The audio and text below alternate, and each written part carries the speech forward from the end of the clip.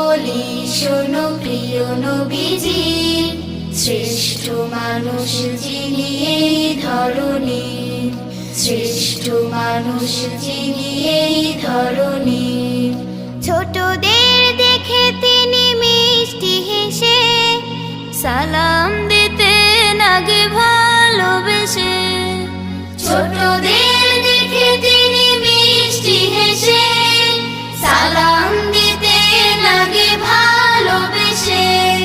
চোখ দুটো ছিল তার শান্তির নীর, চোখ দুটো ছিল তার শান্তির নীর। পরম ঠিকানা যেন গরিব দুঃখীর।